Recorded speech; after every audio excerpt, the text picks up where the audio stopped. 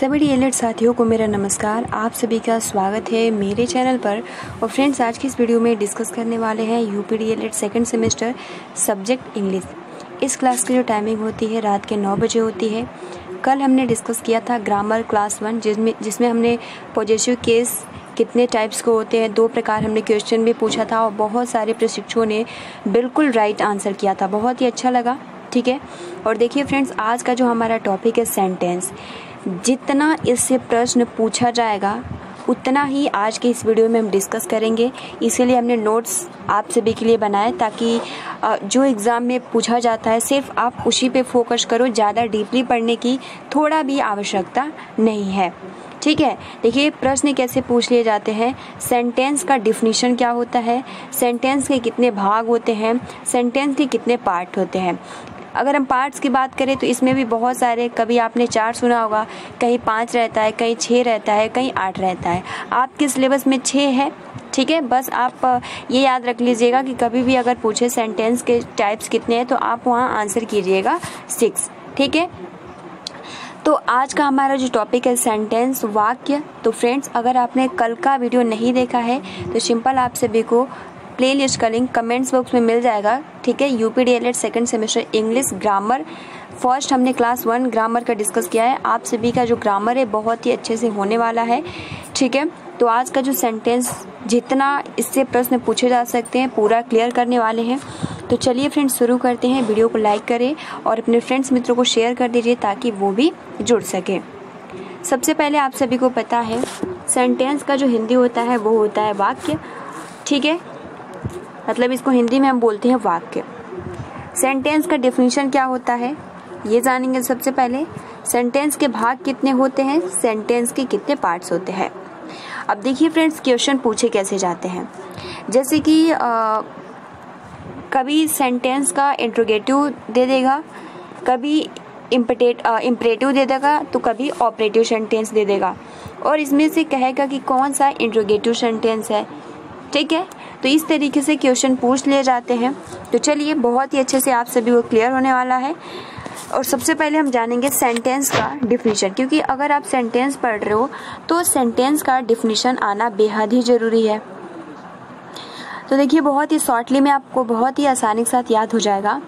A group of words which makes a complete sense is called a sentence. देखिए, कोई भी दिक्कत हुआ, अ ग्रुप ऑफ वर्ड्स यानी शब्द और शब्दों का समूह जिसके बारे में या आप कह सकते हो जिससे एक पूर्ण अर्थ निकलता है, उसे ही हम सेंटेंस कहते हैं। अ group of words which makes a complete sense is called a sense.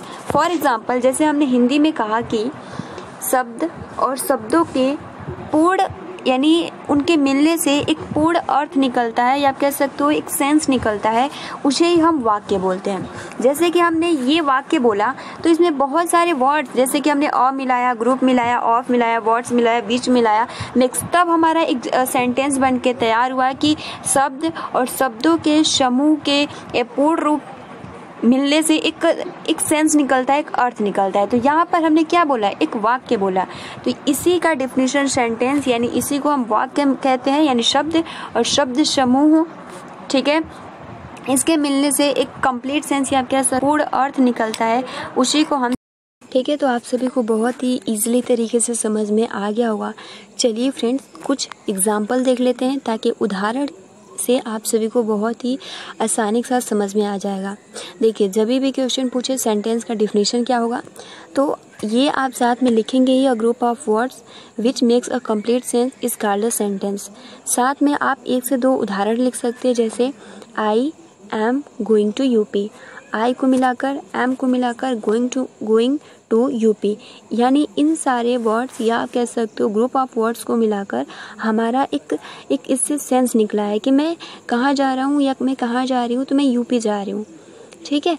तो इससे हमारा एक सेंटेंस बना। उसी प्रकार से हमने कहा my mother is too smart, तो मेरी माता जी क्या है, बहुत ही अच्छी हैं। तो ये क्या है, हमने माई को मिलाया, मदर को मिलाया, इज को मिलाया, टू को मिलाया, गुड को मिलाया। तो इस तरीके से हमारा एक पूर्ण अर्थ निकला, my mother is too good. उसी प्रकार से आर यू सैड, तो आर को मिलाया, यू को मिलाया, सैड, तो हमारा वाक्य बना are you sad. I am not interested, I को, एम को, नॉट को, इंटरेस्टेड को मिलाया तो हमने कहा I am not interested. You are smart, you are smart यानी यू आर स्मार्ट को जब हमने तीनों वर्ड को मिलाया तब एक उससे सेंस निकला। आई नो, आई को मिलाया, नो को मिलाया तब आपका निकला I know. I don't know, do I know you. तो इस तरीके के जब हम वर्ड्स, जैसे कि हमने स्ट्रक्चर पढ़ा था, तो यहाँ पर जब हम स्ट्रक्चर के बारे में जानते हैं, सब्जेक्ट, हेल्पिंग वर्ब, वर्ब, उसके बाद ऑब्जेक्ट आता है। तो इस तरीके से यहाँ पर हर एक वर्ड, ग्रुप ऑफ वर्ड्स को मिलाकर एक कंप्लीट सेंस निकलता है, उसी को हम क्या बोलते हैं, तो सेंटेंस कहते हैं। आई होप कि आपको बहुत ही आसानी के साथ सेंटेंस से रिलेटेड अगर कभी भी क्वेश्चन पूछा जाए डिफिनीशन, तो आप आसानी के साथ कर सकते हो, उतना दिक्कत नहीं होगा। क्लियर? आगे बढ़ते हैं। चलिए अब दूसरा जो टॉपिक, इससे प्रश्न पूछता है कि सेंटेंस के कितने पार्ट्स हैं। ठीक है, यानी जो सेंटेंस है इसके कितने पार्ट्स हैं, या आप कह सकते हो इसके कितने भाग हैं। तो इस तरीके से अगर हम भाग की बात करें तो सेंटेंस के जो भाग होते हैं, कहीं आपने 3 पढ़ा होगा, लेकिन अभी फ़िलहाल के लिए आप 2 याद रखिए। पार्ट ऑफ सेंटेंस के जो होते हैं भाग, वो होते हैं 2 भाग। कौन कौन सा? एक तो होता है सब्जेक्ट और दूसरा होता है प्रेडिकेट। यानी सब्जेक्ट यानी जो होता है कर्ता, प्रेडिकेट मतलब होता है विधेय। सब्जेक्ट क्या होता है, प्रेडिकेट क्या होता है, इस टॉपिक से भी प्रश्न पूछ लिए जाते हैं। सब्जेक्ट की डिफिनीशन क्या होती है, प्रेडिकेट की डिफिनीशन क्या होती है। सब्जेक्ट जैसे आप सभी को पता है हिंदी में क्या होता है कि जिसके बारे में, जैसे कि राम जा रहा है, तो कौन जा रहा है, राम जा रहा है। तो यहाँ पे कर्ता क्या है, सब्जेक्ट है। जा रहा है ये क्या है, एक प्रेडिकेट है। तो इस तरीके से, जैसे कि अगर मैं हिंदी में अभी बताऊं कि राम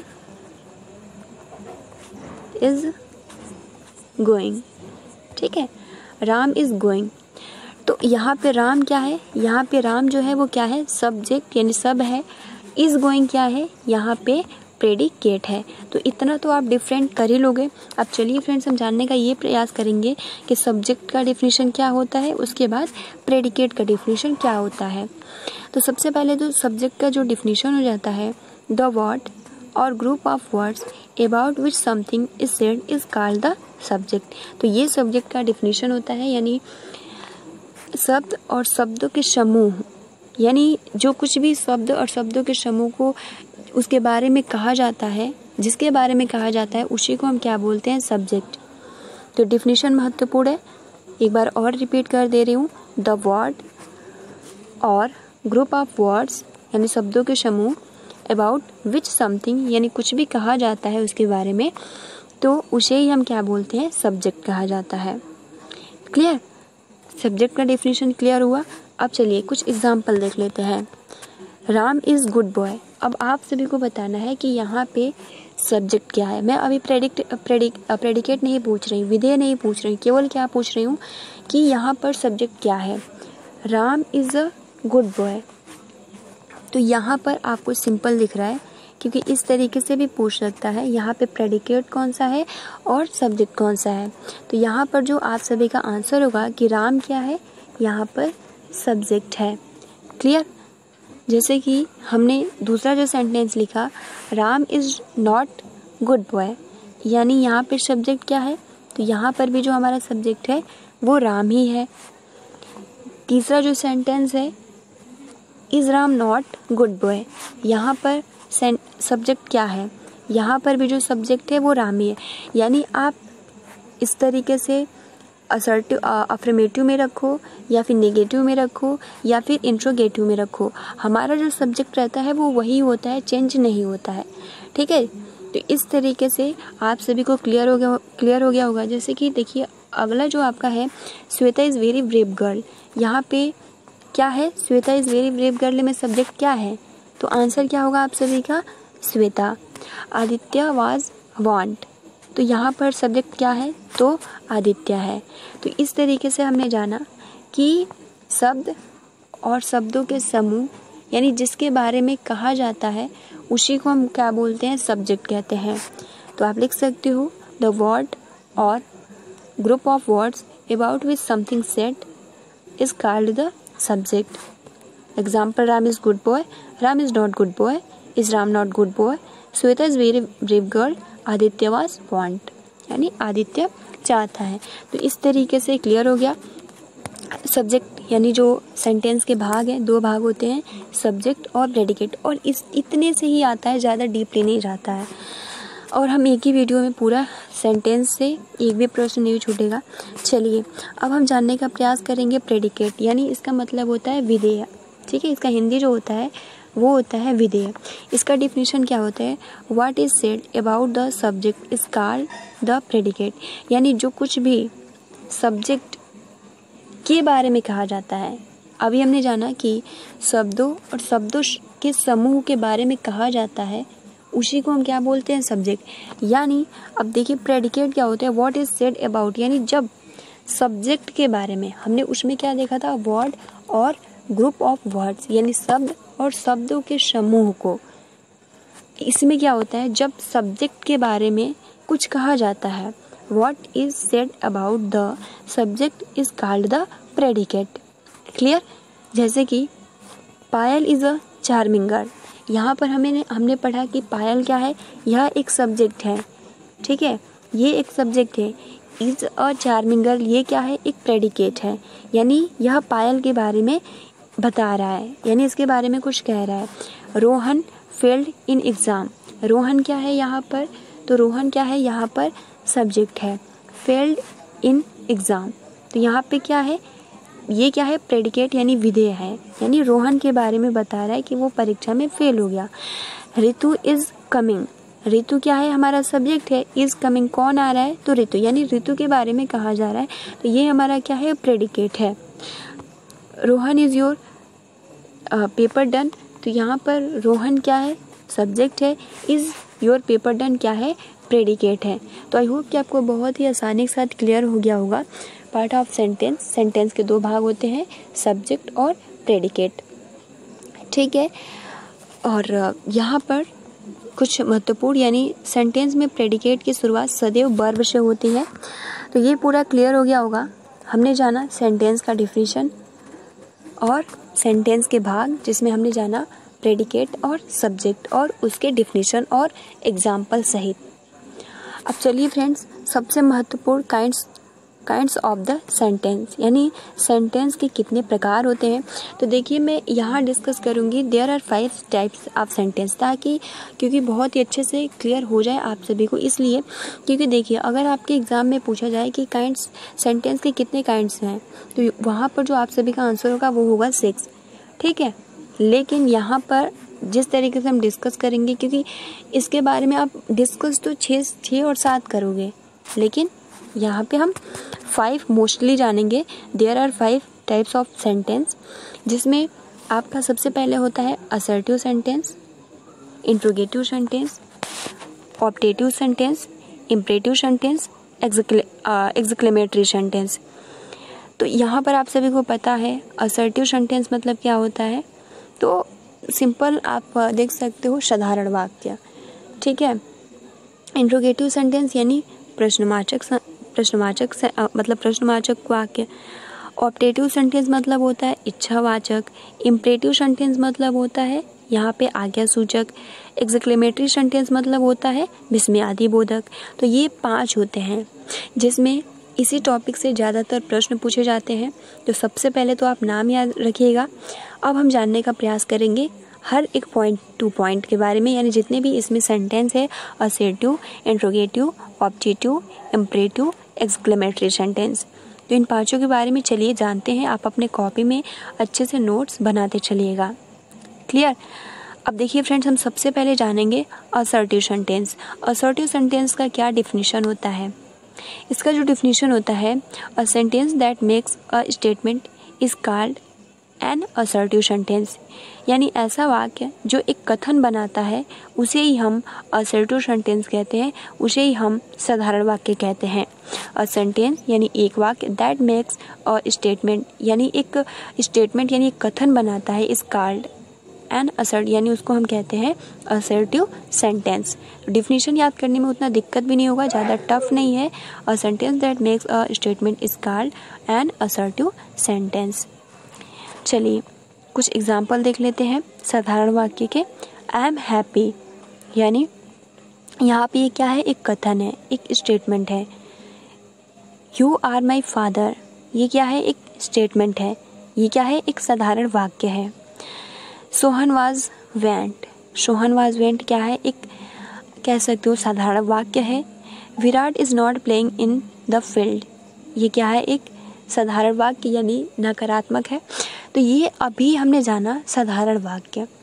अब देखिए फ्रेंड्स, जो आपका असर्टिव सेंटेंस है इसके भी पार्ट्स हैं। अब इसके पार्ट्स हैं, कौन कौन से पार्ट्स हैं, बहुत इजीली तरीके से याद होगा, क्योंकि एक होता है हमारा असर्टिव सेंटेंस यानी साधारण वाक्य में क्या आ जाता है, सिंपल वाक्य भी आ जाता है और नेगेटिव भी आ जाता है, जिसमें हम सबसे पहले जानेंगे अफर्मेटिव सेंटेंस। ठीक है, यानी असर्टिव सेंटेंस 2 टाइप्स का होता है। प्रश्न अगर पूछा जाए कि असर्टिव सेंटेंस के कितने टाइप्स होते हैं, तो 2 टाइप्स होते हैं। सबसे पहला होता है अफर्मेटिव सेंटेंस, सिंपल, इसको हम हिंदी में कहते हैं सकारात्मक वाक्य। इसका जो डिफिनेशन हो जाता है, a sentence which assets something it is called N affirmative sentence, यानी ऐसे वाक्य जो किसी भी सेंटेंस को स्वीकारा जा सके, उसे ही हम क्या बोलते हैं, अफर्मेटिव सेंटेंस कहते हैं। अ sentence which assets something is called N assertive sentence. For example, Mahatma Gandhi was born on 2 अक्टूबर, यानी हम इसको स्वीकार सकते हैं कि हाँ, महात्मा गांधी जी का जन्म 2 अक्टूबर को हुआ था। राम इज प्लेइंग, यानी राम खेल रहा है, तो इसको भी हम स्वीकार कर सकते हैं, तो ये भी आ सकता है। ठीक है, तो ये हो गया आपका अफर्मेटिव सेंटेंस, यानी असर्टिव सेंटेंस के 2 टाइप होते हैं, एक तो अफर्मेटिव और एक होता है नेगेटिव, यानी जिसको हम स्वीकारते हैं उसे हम अफर्मेटिव सेंटेंस कहते हैं। अ sentence which assets something is called N affirmative sentence. बात करते हैं नेगेटिव सेंटेंस। नेगेटिव सेंटेंस की डिफिनेशन क्या होती है, a sentence which denies something is called a negative sentence, यानी ऐसे वाक्य जिसमें नकारा जाए उसे हम क्या बोलते हैं, नेगेटिव सेंटेंस। जैसे आई एम नॉट प्लेयर, यानी यहाँ पे क्या किया जा रहा है, नकारा जा रहा है। We are not student, not.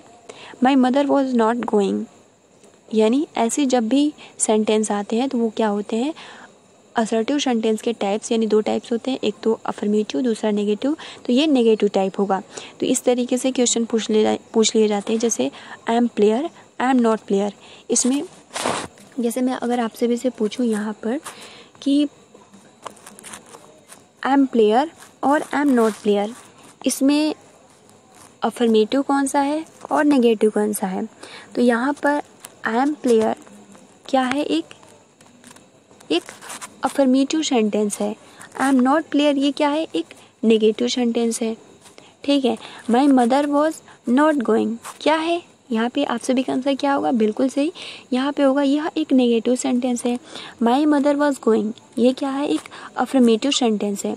और यहाँ पर ये जब दोनों ही आ जाए, यहाँ पर पूछे कि अगर मान लीजिए पूछे कि आई एम स्टूडेंट, ठीक है, आई एम स्टूडेंट, तो I am student, you are not student, I am not player, my mother was not going, इसमें से अगर पूछे कि यह कौन सा सेंटेंस है, affirmative sentence assertive sentence, interrogative sentence, optative sentence, interrogative sentence, तो वहाँ पर आप सभी का आंसर क्या होगा आप कमेंट्स बॉक्स में बता सकते हो। क्योंकि जस्ट मैंने अभी बताया जिसको हम स्वीकारते हैं, मतलब कि एक साधारण वाक्य, सिंपल वाक्य, तो ये सभी क्या है, एक साधारण वाक्य है जिसमें आपका आई am not player, I am students, I am not student, तो ये क्या है, सभी असर्टिव सेंटेंस है। लेकिन जब पूछता है कि इसमें अफर्मेटिव कौन सा है, नेगेटिव कौन सा है, तब हम इसमें बताएंगे। लेकिन अभी ये फिलहाल के लिए जो ये चारों जो सेंटेंस है ये क्या है, एक असर्टिव सेंटेंस है, साधारण वाक्य है। तो प्रश्न इसी तरीके से पूछे जाते हैं, इसलिए मैं प्रश्न भी डिस्कस करते चल रही हूँ साथ में। नोट असर्टिव सेंटेंस सब्जेक्ट से ही प्रारंभ होता है तथा लास्ट में क्या लगता है, फुल स्टॉप लगता है। ठीक है, तो ये पहला जो आपका प्रकार था असर्टिव सेंटेंस हमने डिस्कस कर लिया। असर्टिव सेंटेंस 2 टाइप्स का होता है, अफर्मेटिव और नेगेटिव, साथ में हमने डिफिनेशन और एग्जाम्पल भी देखा। अब चलिए फ्रेंड्स, हम डिस्कस करने वाले हैं इंट्रोगेटिव सेंटेंस, जिसे हम हिंदी में कहते हैं प्रश्नवाचक वाक्य। इंट्रोगेटिव सेंटेंस का डिफिनीशन क्या होता है? इसका जो डिफिनीशन होता है, the sentence in which there is a sense of asking a question is called a questioning sentence. यानी ऐसे वाक्य जिसमें प्रश्न पूछने का बोध होता है उसे हम प्रश्नवाचक वाक्य कहते हैं। The sentence in which there is a sense of asking a question is called a questioning sentence, या आप इंट्रोगेटिव सेंटेंस भी कह सकते हो। तो सिंपल, ऐसे वाक्य जिसमें प्रश्न पूछने का बोध होता है उसे हम प्रश्नवाचक कहते हैं। The sentence in which there is a sense of asking a question is called a interrogative sentence. For example, where are you going? Are you study? Why are you swimming so much? Where are you from? तो ये क्या है? सभी जितनी भी sentence है, आप कहाँ जा रहे हो, आप इतना क्यों इतना तुम चिल्ला रहे हो, आर यू मतलब तुम कहाँ से हो या आप कहाँ से हो, तो ये जितने भी सेंटेंस है क्या है? इंट्रोगेटिव। तो लास्ट में क्या आपको बहुत ही मतलब पहले से ही पढ़ते आ रहे हो कि फुल स्टॉप होता है, तो क्या होता है, हमने पहला टाइप जो पढ़ा वो असर्टिव सेंटेंस होता है। जो प्रश्नवाचक लग जाता है वो क्या होता है? Interrogative sentence. तो ये भी पहचानने के कुछ नियम हैं, जिसमें क्या कहाँ आप कह सकते हो WHO फैमिली जिसमें आता है उसे हम क्या बोलते हैं? Interrogative sentence. ठीक है, इतना क्लियर हो गया। अब चलिए, इंट्रोगेटिव सेंटेंस को भी दो भागों में बांटा जाता है। जिस तरीके से असर्टिव सेंटेंस को दो भागों में बांटा गया, अफर्मेटिव और नेगेटिव, उसी प्रकार से इंट्रोगेटिव सेंटेंस को भी दो भागों में बांटा जाता है। अब किस तरीके से बांटा जाता है आइए जानते हैं। पहला होता है यस नो टाइप्स क्वेश्चन, यानी ऐसे सेंटेंस होते हैं इंट्रोगेटिव सेंटेंस में जिसका आंसर हम यस और नो में करके देते हैं। जैसे फ्रेंड्स, मैं अगर आप सभी से हिंदी में पूछूं कि क्या आप पढ़ रहे हो, तो आप कहेंगे, अगर आप पढ़ रहे होंगे तो कहेंगे यस, अगर आप नहीं पढ़ रहे होंगे तो कहेंगे नो। मतलब आप इस तरीके से नहीं कहेंगे कि मतलब ज़रूरी नहीं है, आप इस तरीके से भी आप यस और नो में भी आंसर कर सकते हो, और आप पूरा सेंटेंस आप इस तरीके से भी कह सकते हो, हाँ मैं पढ़ रहा हूँ, नहीं मैं नहीं पढ़ रहा हूँ। लेकिन यहाँ पर उतना ज़्यादा बोलने की आवश्यकता नहीं है, सिंपल आप यस और नो में स्टडी कर सकते हो। जैसे कि मैं अगर आपसे भी कहूँ, क्या आप अपने कॉपी में नोट्स बना रहे हो, तो अगर आप नोट्स बना रहे होंगे तो कहेंगे यस, अगर नहीं तो नो।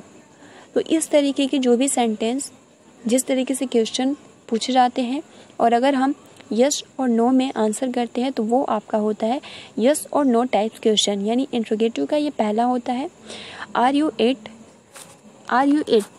तो मैंने आपसे भी से सवाल पूछा, तो यहाँ पे क्या होगा? अगर आप खाना खा रहे हो, क्या आपने खाना खाया? तो अगर आपने खाया तो कहेंगे यस, अगर आपने नहीं खाया तो कहेंगे no. Clear? Are you going to the market? क्योंकि नाइट है तो हो सकता है कोई मार्केट जा रहे हैं और हो भी सकता है नहीं। तो are you going to the market, तो आप सिंपल कहेंगे यस, या फिर अगर नहीं जा रहे हैं तो नो। जैसे कि do you talk to me? क्या आप मेरे से बात कर रहे हो? Do you talk to me? अगर हाँ तो यस, अगर नो तो no. Do you study a lot? क्या आप बहुत ज़्यादा पढ़ते हो? अगर हाँ तो यस, अगर नो तो नो।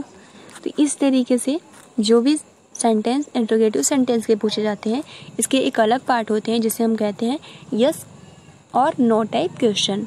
अब हम बात करते हैं सेकंड, यानी other than yes no type question, यानी ऐसे वाक्य जिनको हम यस और नो में आंसर नहीं कर सकते। जैसे for example, what do you like? तो यहाँ पे अगर हम कहें व्हाट डू यू लाइक, तो यहाँ पर आप यस और नो का तो आंसर कर ही नहीं सकते, क्योंकि आपको तो बताना है ना कि आपको क्या पसंद है, आपको जो कुछ भी पसंद है, क्या आपको खेलना पसंद है या आपको क्रिकेट मैच देखना पसंद है।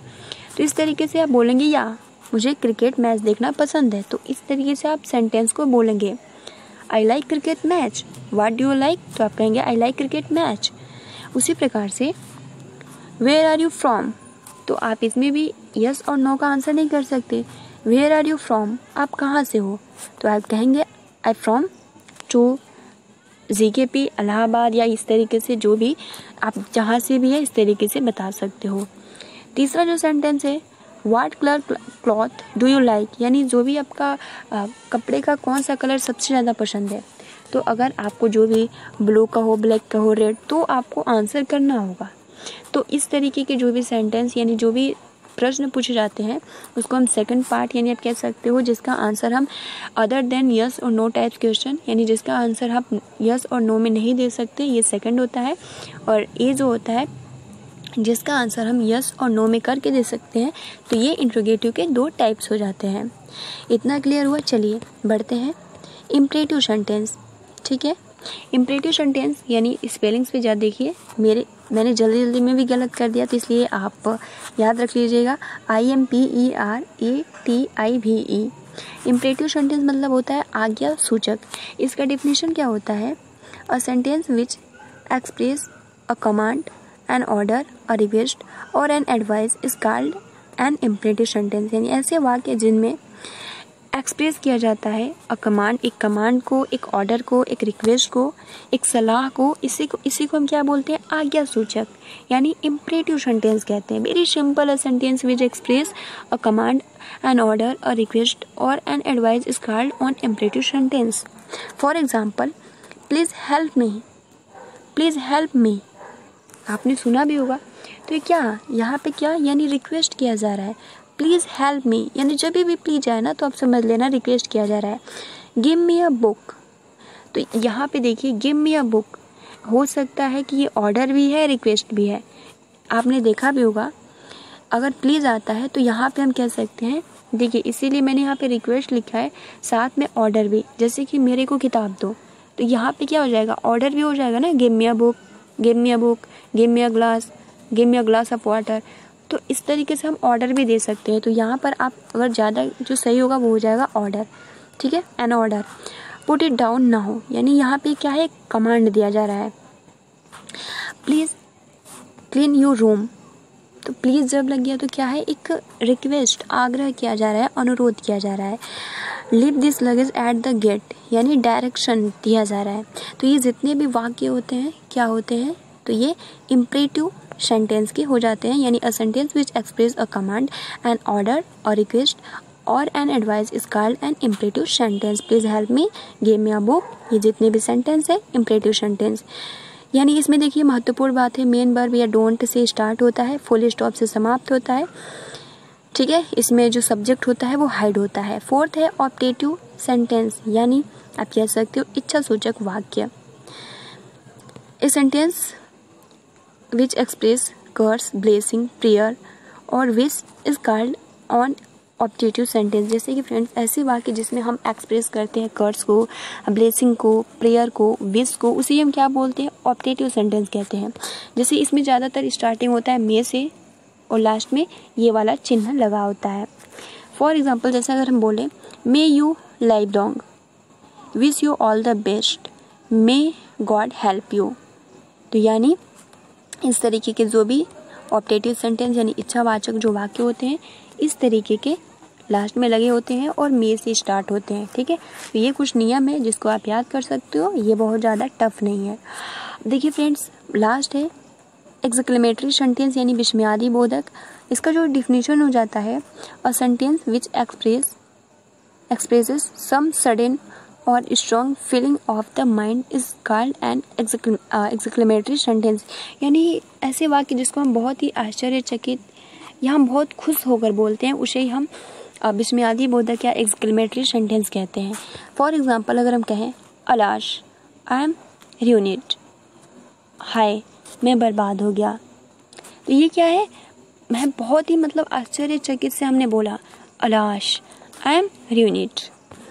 जैसे for example, how beautiful this city is, यानी हम क्या बोलते हैं? हाउ ब्यूटीफुल, इसमें मे नहीं स्टार्ट हुआ। जैसे जो आपका ऑप्टेटिव सेंटेंस था उसमें क्या था? मे से स्टार्ट होता है, इसमें क्या होता है? मे से स्टार्ट नहीं होता है। जिसमें इच्छा किया जाता है वो क्या होता है? ऑप्टेटिव, इसमें इच्छा नहीं किया जाता है। तो ये क्या है? How beautiful this city is, हाँ ओके नाउ इट्स ब्यूटी। तो इस तरीके के जब भी सेंटेंस आए तो वो क्या होते हैं? विस्मयादि बोधक यानी एक्सक्लेमेटरी सेंटेंस होता है। तो तो फ्रेंड्स यहाँ पर पूरा सेंटेंस जो था पूरा समाप्त हो गया। अगर आप इतना पढ़ लेते हो, इससे बाहर कुछ भी आप सभी के सेंटेंस से रिलेटेड कभी भी क्वेश्चन पूछ ही नहीं सकता है। हमने डिफिनीशन जाना, सेंटेंस क्या होता है, सेंटेंस के कितने भाग होते हैं, सेंटेंस के कितने काइंड्स ऑफ सेंटेंस कितने होते हैं, असर्टिव सेंटेंस के कितने भाग होते हैं, 2 होते हैं, एक तो अफर्मेटिव दूसरा नेगेटिव। इंट्रोगेटिव के 2 भाग होते हैं, एक तो यस और नो और दूसरा जिसका हम आंसर यस और नो में नहीं कर सकते, इम्परेटिव सेंटेंस, ठीक है, एक्सक्लेमेटरी सेंटेंस, ऑब्जेक्टिव सेंटेंस। तो आई होप कि आपको बहुत ही अच्छे से क्लियर हो गया होगा। चलिए अब आप सभी से एक हम प्रश्न पूछते हैं यहाँ पर कि जैसे कि हमने बोला कि आई एम गुड, ठीक है, प्लीज अंडरस्टैंड, ठीक, और व्हाट डू यू लाइक, ठीक है, ये 3 I am good, please understand, what do you like, ये तीनों सेंटेंस कौन कौन से हैं, पहला कौन सा सेंटेंस में आता है, दूसरा कौन सा सेंटेंस में आता है और तीसरा कौन सा सेंटेंस में आता है। तो इसका answer I am good, please understand, what do you like just हमने अभी डिस्कस किया। इसका आंसर आप सभी को कमेंट्स बॉक्स में करना है और क्या आप सभी को समझ में आया या नहीं आप कमेंट्स बॉक्स में लिख सकते हो। तो फ्रेंड्स कल हम नेक्स्ट वीडियो में अलग ग्रामर टॉपिक पर डिस्कस करेंगे, ठीक है। तो चलिए मिलते हैं कल, मतलब अभी 10 बजे वाली क्लास में मिलेंगे। तो आज के लिए इतना ही। Thanks for watching, take care, और वीडियो को लाइक करें, शेयर करें। Thanks for watching, take care and best of luck.